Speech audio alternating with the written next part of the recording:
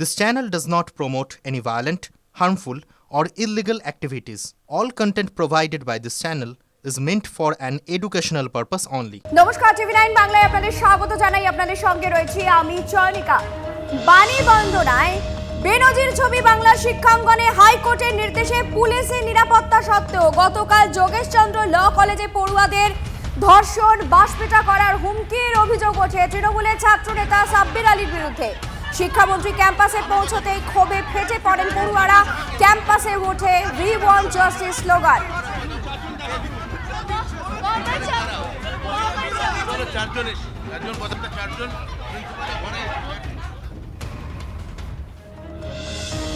বিসর্জন পর্যন্ত পুলিশের নিরাপত্তা পাবো, নিরাপত্তা নিয়ে প্রশ্ন এখনো আছে। পুলিশের নিরাপত্তা উঠে গেলে কি হবে আমরা জানি না। আশঙ্কিত ধর্ষণের হুমকি পাওয়া যোগেশচন্দ্র ল কলেজের ছাত্রী কুণাল ঘোষ জানেন না একজন মেয়েকে ধর্ষণের হুমকি দিলে তার মনের অবস্থা কিরকম হয়। জবাব হুমকির মুখে পড়া ছাত্রীর। বিসর্জন পর্যন্ত আমরা পুলিশ প্রোটেকশন পাবো, বাইরে তো আপনারা দেখতেই পাচ্ছেন বিভিন্ন ধরনের হুমকি তো এখনো চলছে। নিরাপত্তা কতটা আছে সেই নিয়ে কোয়েশ্চেন এখনো আছে। এটার পরে পুলিশ প্রোটেকশন পাবো না, কি হবে আমরাও জানি না।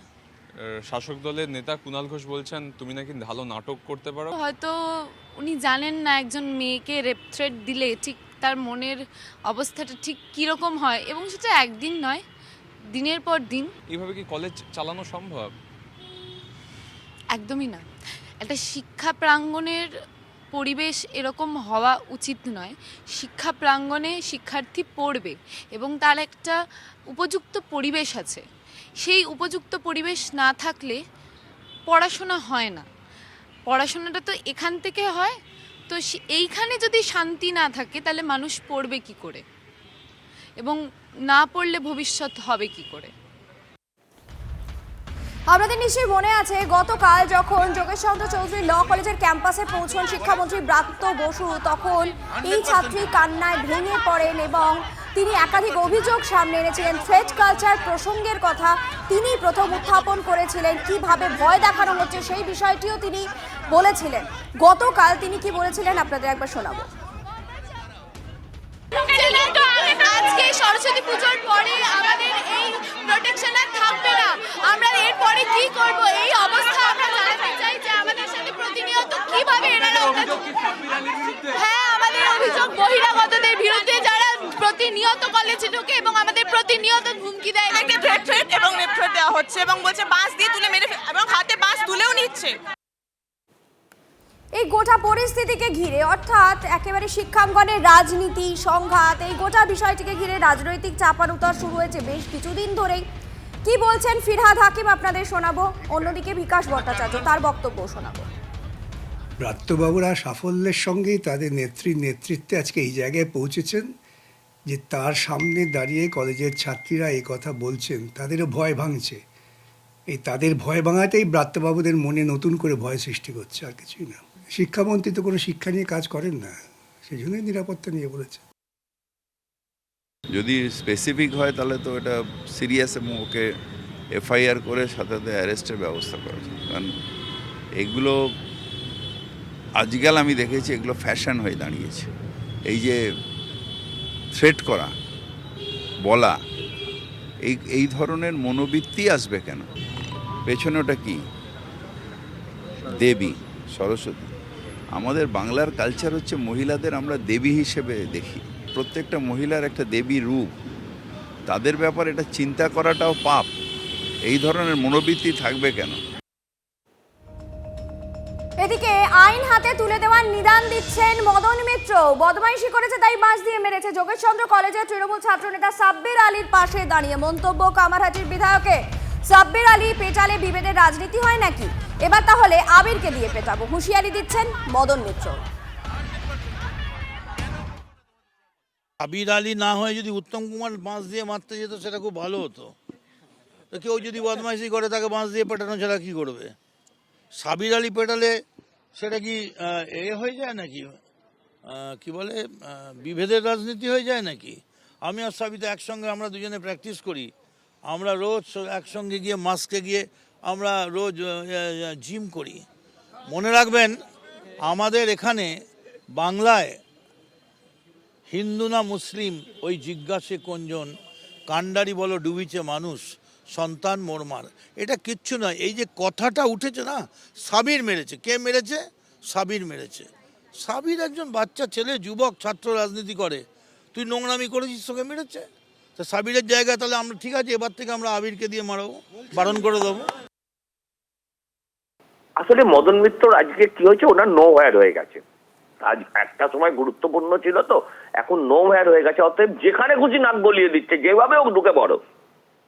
আগেও বলুক, ওকে ওকে দল থেকে তাড়ানো উচিত, নয়তো দলটা যে দুর্নীতিগ্রস্ত সেটাও নিজে মুখে বলেছে। 10 কোটি টাকা দিয়ে মন্ত্রী হওয়া যায়, ও দিতে পারিনি বলেও মন্ত্রী হতে পারিনি। এরপরেও ওকে দলে রেখেছে, মানে দলের কোনো আইন শৃঙ্খলা নেই এটাও বুঝে নিল। এরপরেও সব জায়গায় ঢুকতে শুরু করলো, নিজেকে প্রাসঙ্গিক করতে ওইসব যাতা বলছে। বিনা হাতে সরস্বতী ভেতরে পুজো হবে বলে বন্দুক হাতে পুলিশ বাইরে পাহারায়, আর যাদের জন্য এই বন্দোবস্ত হচ্ছে তাদের মাথাতে মুখ্যমন্ত্রীর হাত। মুখ্যমন্ত্রীর স্নেহদণ্ড মদন মিত্র বলছে সাবিরে আপত্তি থাকলে আবিরকে দিয়ে একই কাজ করাবে। মানে মারো, ধরো, পেটো, কলেজ বিশ্ববিদ্যালয়ের মধ্যে নিরাপত্তা বিঘ্নিত করো। শিক্ষামন্ত্রীকে পেয়ে তাদের শিক্ষা ভালো হোক এই দাবি করতে পারছেন না, দাবি করছেন হিউম্যান জাস্টিস। তাদের নিরাপত্তা নেই, কারণ তৃণমূলের বাইরের বাহিনী এসে কলেজের মধ্যে তাণ্ডব করে। সরস্বতী পুজো, যে কোনো পুজো থেকে শুরু করে আর একেবারে গ্রামের তলা পর্যন্ত যে কোনো জিনিস নিয়ে এই রাজনীতি এবং লুট।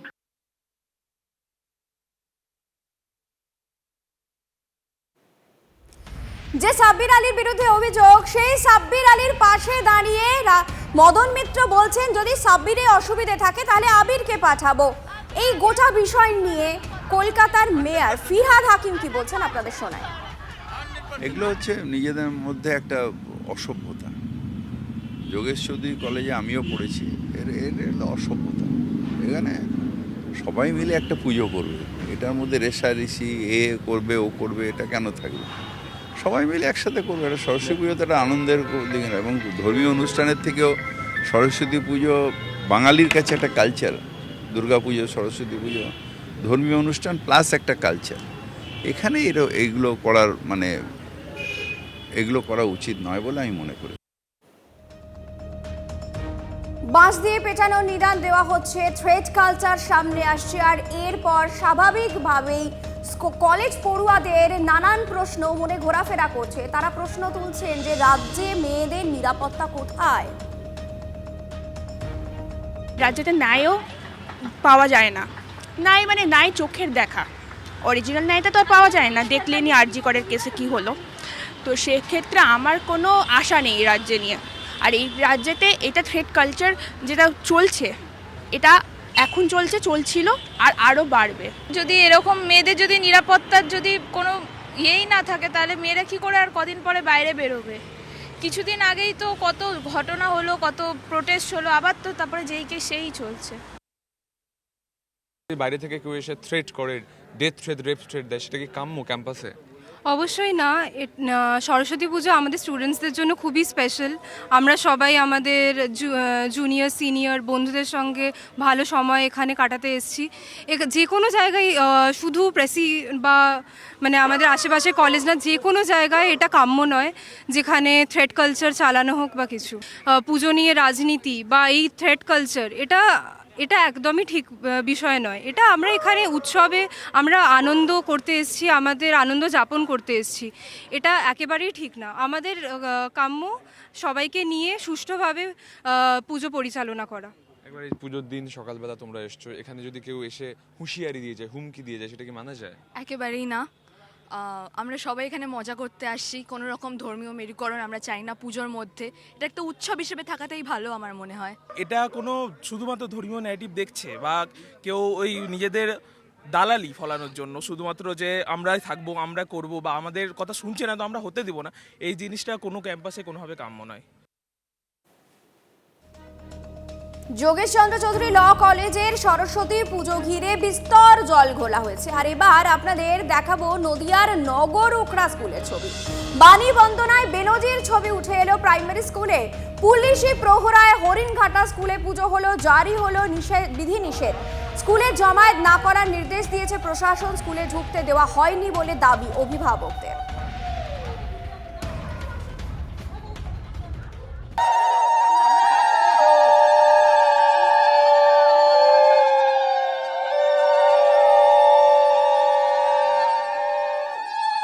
যখন পূজা চলছে তখন কিন্তু দূর থেকে মায়েরা এই দাসফুলডাঙ্গা প্রাথমিক বিদ্যালয়ে সামনে দাঁড়িয়ে তারা কিন্তু উলুধ্বনি দিচ্ছেন, শঙ্খ বাজাচ্ছেন। মানে একদিকে এক ভিন্ন চিত্র কিন্তু নদিয়াতে দেখা গেল।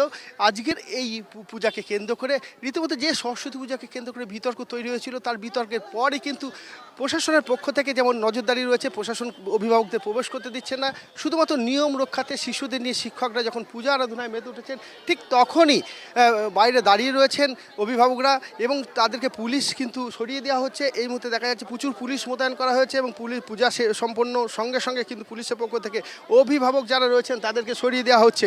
সেই চিত্রই কিন্তু এক নতুন চিত্র লক্ষ্য করা যাচ্ছে, যে চিত্র বাংলার বুকে বিগত দিনে মানুষ দেখেছেন কিনা তা মনে পড়ে কিনা জানি না, তবে এই চিত্র কিন্তু লক্ষ্য করা যাচ্ছে যে এই বাংলাতে এই চিত্র যে অভিভাবকরা রীতিমতো পুলিশ তাদেরকে সরিয়ে দেওয়ার চেষ্টা করছেন। আর এই চিত্র মূলত এই বাংলার বুকে বিগত দিনে কেউ দেখেছে কিনা তা জানা নেই। নদিয়া থেকে ক্যামেরা তুষার সাথে মহাদেব কুণ্ডু, TV9 বাংলা। এই চিত্র কোথাও দেখেছেন? আপনারা তো পড়াশোনা করেছেন, কোনোদিন সরস্বতী পূজায় এইভাবে পুলিশ পাহারায় হয়েছে? না না, হয়নি, এটা হয়নি। না, এই তো আমার বয়সে আমি এই প্রথম দেখছি। হ্যাঁ, এটা আমি প্রথম। বিদ্যা চাইতে মাকে বিদ্যা চাইবে, বাচ্চারা কচিকাচারা পড়াশোনা করতে আসে, এটা বিদ্যার মন্দির, সেখানে মায়ের আরাধনা। সরস্বতী, হ্যাঁ, মায়ের আরাধনা তো হবে। সরস্বতী পুজো না হলে সেটা কিভাবে হবে? সরস্বতী ঠাকুর মানে বিদ্যার তো দেবী সরস্বতী, কিন্তু সেটা যদি না হয় স্কুলে এখন হ্যাঁ, বাচ্চারা এখন এই সরস্বতী পুজোর জন্য ভীষণ খুশি হয়েছে। হ্যাঁ, এই যে পুলিশি প্রহরা রয়েছে, কোনোদিন দেখেছি না, এটা কোনোদিন দেখিনি। আমরাও তো পড়াশুনো করেছি, আমাদেরও তো স্কুল ছিল, কিন্তু এরকম কোনোদিন আমরা দেখিনি পুলিশ পাহারা দিয়ে সরস্বতী পুজো হতে।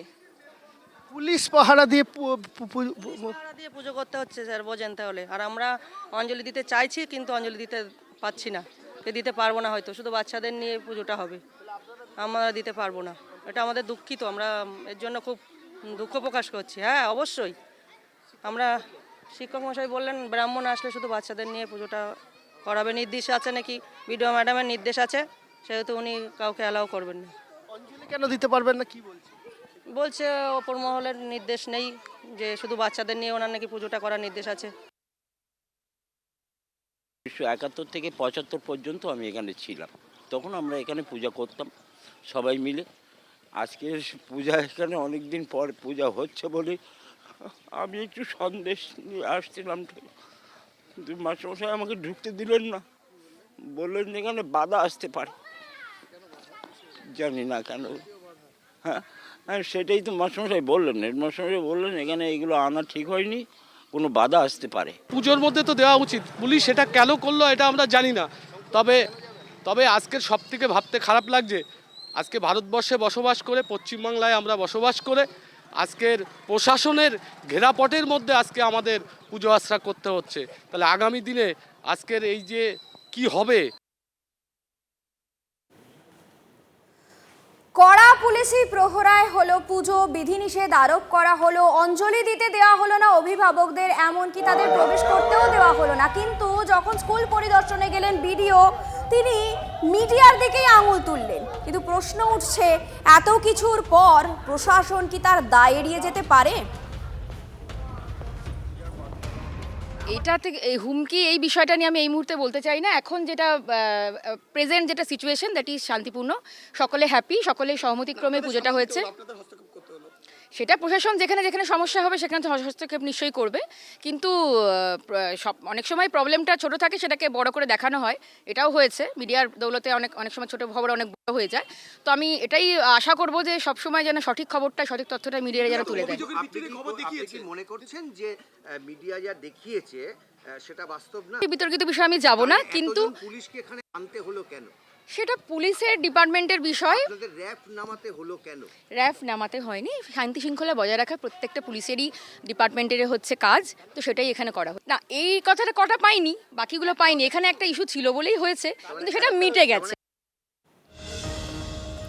তৃণমূলের বিরুদ্ধে সরস্বতী পুজোয় বাধা দেওয়ার যে অভিযোগ উঠছে তাতে বিস্ফোরক প্রতিক্রিয়া জানিয়েছেন শুভেন্দু অধিকারী। সরস্বতী পুজোতেই পুলিশকে পাহারা দিতে হচ্ছে, এ জিনিস ব্রিটিশ আমলেও কেউ দেখেনি।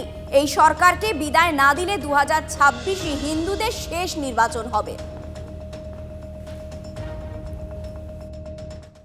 থানার ওসি পাপন দাস পুজো কমিটিগুলোকে ডেকে বলছে রাত জাগরণ করতে হবে, প্রতিমাকে পাহারা দিতে হবে। এই জিনিস ব্রিটিশ আমলেও কেউ দেখেছে কিনা আমি জানি না। আমরা পরিষ্কার ভাবে বলতে পারি, এই সরকারের যদি বিদায় না দেন তাহলে হিন্দুদের ক্ষেত্রে 26 সাল হলো শেষ নির্বাচন। এরপরে পশ্চিমবঙ্গের অবস্থা কাশ্মীরের মতো হবে। জাগো হিন্দু জাগো, বাটেঙ্গে তো কাটেঙ্গে, এক রহেগা তো শেখ রহেগা। এই মন্ত্র বীজ মন্ত্রের মতো হিন্দুদের বাড়িতে বাড়িতে হৃদয়ে পৌঁছে দেওয়ার কাজ প্রত্যেকটা অরিজিনাল সনাতনীদের করতে হবে। ভাবুন, সরস্বতী পুজো কোথাও হচ্ছে পুলিশি প্রহরায়, কোথাও বা একই কলেজে তিনটি পুজো হচ্ছে। আর এবার নন্দীগ্রামে পঞ্চমীর তিথি পেরিয়ে গেল কিন্তু সরস্বতী পুজো হলো না। তার কারণ কি না, এবিভিপি টিএমসিপির সংঘর্ষ। দুই গোষ্ঠীর বিবাদে সীতানন্দ কলেজে পঞ্চমী তিথি পেরিয়ে যাবার পর হলো পুজো। পুজোর সামগ্রী ঘরে তালাবন্ধ করে রাখে টিএমসিপি। অভিযোগ এবিভিপির। অধ্যাপকের কাছে বন্ধ ঘরের চাবি দাবি টিএমসিপির। যদিও পঞ্চমী পেরিয়ে যাওয়ার পর দুপক্ষকে একসঙ্গে নিয়েই পুজো হয়েছে। নন্দীগ্রাম সীতানন্দ কলেজ বিগত বছরগুলোর ন্যায় এবছরও তারা মা সরস্বতী পুজোয় তারা আরাধনায় ব্রতী হয়েছে। আমি নিজে এই প্রতিষ্ঠানের একজন অধ্যাপক এবং আজকের এই পুজোর পৌরোহিত্য করছি। কেন, এখানে তো সবাই ব্রতী। নন্দীগ্রাম সীতানন্দ কলেজে 2000-এর উপরে বেশি যে ছাত্রছাত্রী আছে তারা মা সরস্বতীর আরাধনায় সবাই ব্রতী। এখানে সুনির্দিষ্ট কোনো সংখ্যা দিয়ে আধ্যাত্মিক চেতনাকে সীমাবদ্ধ রাখা যায় না।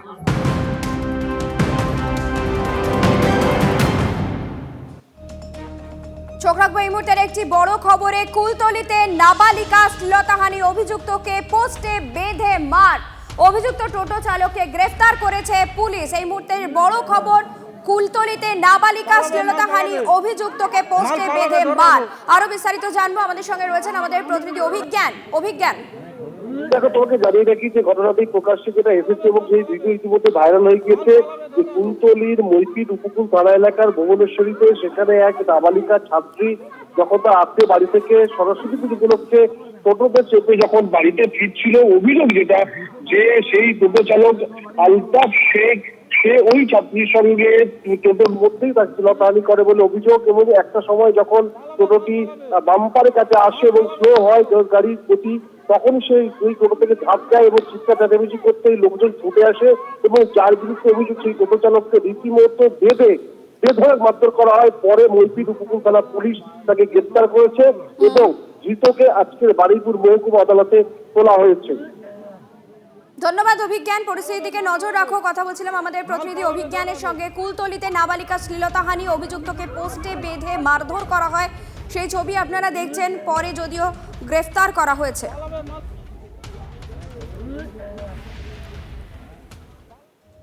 আরো একটি চাঞ্চল্যকর তথ্য এই মুহূর্তে সামনে আসছে। সাঁতরাগাছি স্টেশন থেকে গ্রেফতার 4 বাংলাদেশি রোহিঙ্গা। হায়দ্রাবাদ থেকে বাংলাদেশে যাওয়ার পথে পাকড়াও করা হয় তাদের। সুব্রত আমাদের সঙ্গে রয়েছেন টেলিফোনে। সুব্রত, কি জানা যাচ্ছে? দেখো, একেবারেই পুলিশ সূত্রে জানা গেছে এরা এক নাবালক সহ 4 জন, এই 4 জনকে কিন্তু সাঁতরাগাছি স্টেশনের ডিআরপি তারা গ্রেফতার করে এবং যেটা জানা যায় মায়ানমার থেকে দীর্ঘদিন আগে তারা বাংলাদেশে এসেছিলেন এবং সেখানে একটি রিফিউজি ক্যাম্পে তারা বসবাস করছিলেন। এরপর গত বছরের শেষের দিকে তারা কিন্তু ভারতবর্ষে চোরাপথে হায়দ্রাবাদে পৌঁছায় এবং সেখানেই পরিযায়ী শ্রমিক হিসাবে কাজ করছিলেন এবং বর্তমান পরিস্থিতিতে তারা বাংলাদেশে আবার ফিরে যাওয়ার একটা পরিকল্পনা করেছিলেন এবং তার সেই পরিকল্পনা মাফিকই তারা কিন্তু এই সাঁতরাগাছি স্টেশন মাধ্যমে হয়ে বাংলাদেশে যাওয়ার একটা পরিকল্পনা সেটি ভেস্তে দিল এবং সন্দেহভাজন অবস্থায় এদেরকে 4 নম্বর 5 নম্বর প্ল্যাটফর্মের ভিডিওটি ঘুরতে দেখে জিআরপিএফ তারা কিন্তু এদেরকে আটক করে এবং তাদেরকে জিজ্ঞাসাবাদ করা শুরু করে এবং তাদের পরিচয়পত্র, নকল কাগজপত্র সব উদ্ধার হয় এবং তার জেরেই কিন্তু আজকে তাদেরকে হাওড়া আদালতে পেশ করা হয়। ধন্যবাদ সুব্রত। উলুবেড়িয়ায় জাতীয় সড়কের ধারে ঝুপড়ি হোটেলগুলিতে বিধ্বংসী আগুন। 16 নম্বর জাতীয় সড়কের ধারে বেশ কিছু ঝুপড়ি হোটেলে ভয়াবহ আগুন লাগে। অগ্নিকাণ্ডের জেরে 16 নম্বর জাতীয় সড়কে ব্যাপক যানজট তৈরি হয়। এই মুহূর্তে যে ছবি আপনারা দেখছেন উলুবেড়িয়ার ছবি দেখছেন। উলুবেড়িয়ায় জাতীয় সড়কের ধারে যে ঝুপড়ি হোটেলগুলি থাকে তাতে আজ বিধ্বংসী আগুন লাগে। 16 নম্বর জাতীয় সড়কের ধারে বেশ কিছু ঝুপড়ি একেবারে পুড়ে ছাই হয়ে গেছে। ঘটনাস্থলে দমকল পৌঁছয় এবং একটি চাঞ্চল্য তৈরি হয়। অগ্নিকাণ্ডের জেরে 16 নম্বর জাতীয় সড়কে ব্যাপক যানজট সৃষ্টি হয়। আরে আমি আগুন নেভাবো না ফোন করবো, কি অবস্থা?